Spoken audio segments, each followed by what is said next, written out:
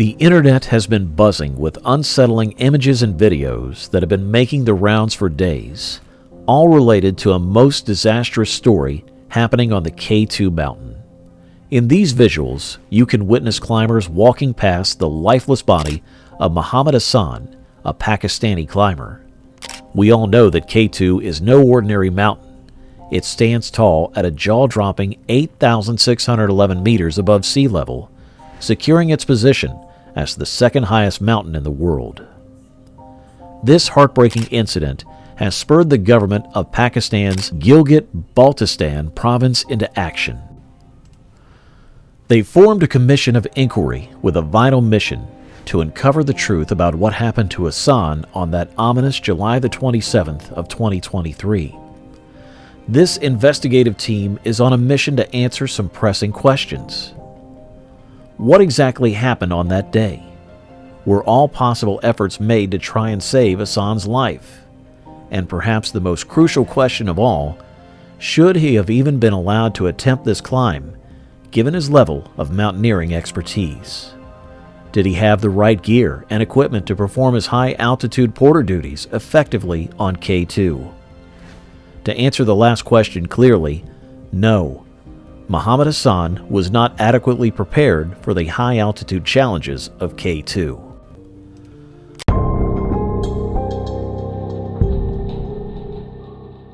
Muhammad Hassan's wife spoke to an Austrian mountaineer named Wilhelm Steindl and a German filmmaker named Philipp Flamig when they came to visit her to express their condolences. She revealed that her husband had only worked at the K2 base camp, which is around 5,100 meters high, before. However, this time, the 27-year-old Hassan decided to go higher, above 8,000 meters. He did this because he needed money to pay for his sick mother's medical treatment. Hassan played a crucial role in helping the team by setting up ropes for the climbers, aiming to reach the summit. On that day, about 200 climbers were attempting to reach the top, and around half of them succeeded. But here's the issue. Hassan didn't have the necessary experience for such extreme altitudes. He also lacked the right equipment.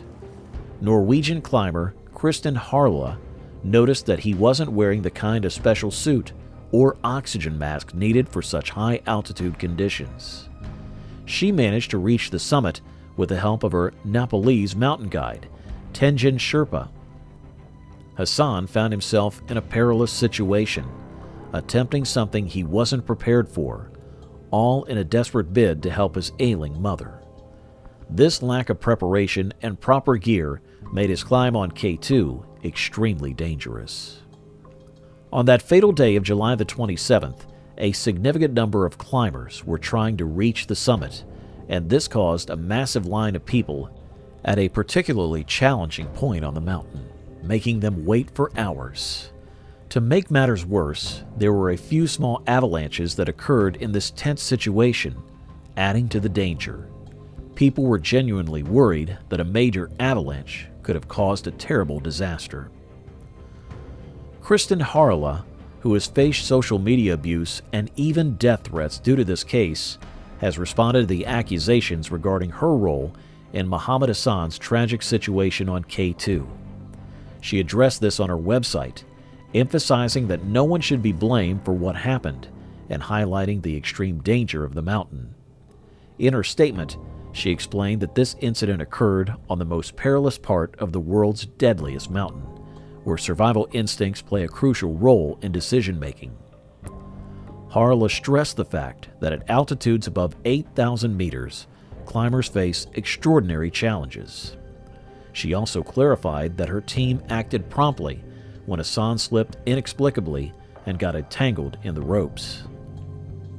She mentioned that her cameraman stayed with Hassan for approximately 2.5 hours, providing vital oxygen support. Anwar Syed, who is leading the Layla Peak expedition that Hassan was a part of, sadly reported that Hassan's situation turned dire very quickly. According to Syed, he passed away after a short while, so there wasn't enough time for a rescue. However, this grim account not only contradicts what Kristin Harla has said about the incident, but also conflicts with what was captured on drone footage by German filmmaker Flamig. This footage showed a climber attending to the injured Pakistani climber as he lay on the snow in broad daylight. Astonishingly, Hassan's leg still showed signs of movement. This is puzzling because the accident was supposed to have happened around 2:15 a.m., well before daylight.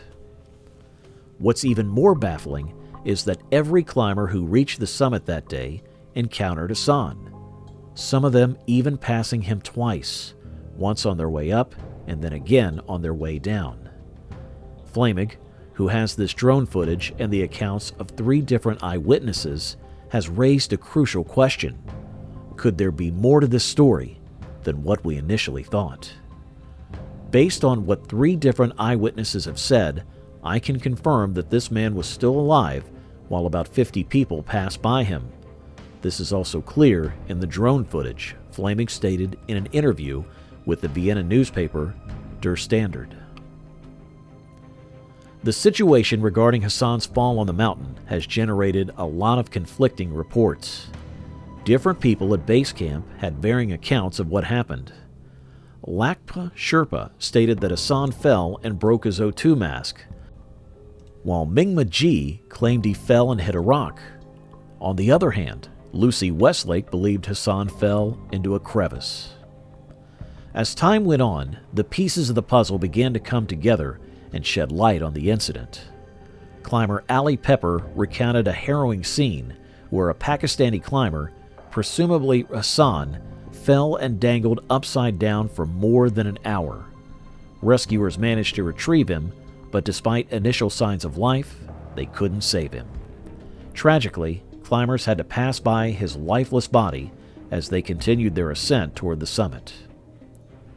Luis Soriano, part of the Second 7 Summit Club team that reached the summit a day later, had an insight into the incident. He talked to a Sherpa who had witnessed Hassan's fall and assisted in getting him back on track. According to this Sherpa, Hassan had slipped and tumbled down, ultimately coming to a stop face down and in distress until someone was able to rescue him and guide him back to the designated route. The Sherpa who played a pivotal role in Hassan's rescue was Halong Dorji Sherpa, affiliated with 8K Expeditions. Halong Dorji later provided an account of the incident to his expedition leader, Lakpa Sherpa, who confirmed the details to the media. It was revealed that Hassan's O2 mask had broken during the fall, and it was through the combined efforts of Halong Dorji Sherpa and one of Kristen Harala's camera operators that Hassan was assisted back to the trail. All this sounds like a trap of lies, and the truth is still hidden, right? Willie Steindl decided to abandon his attempt to reach when he reached a point just below where Muhammad Hassan had his tragic accident. He made this difficult decision because he believed the risk of an avalanche was too high. Steindl expressed deep regret over Hassan's plight, feeling that he suffered terribly. He believed that it would have taken only a small group of climbers, about 3 or 4 people, to bring Hassan down to safety. He mentioned to Der Standard that he wasn't present at the accident scene, but if he had been aware of it, he would have climbed up to assist the injured climber. Is humanity dying? Was there a chance to rescue Muhammad Hassan's life? What do you think about this? Do let us know in the comments section below, and do like and share this video to show your support, and subscribe to our channel for more such videos.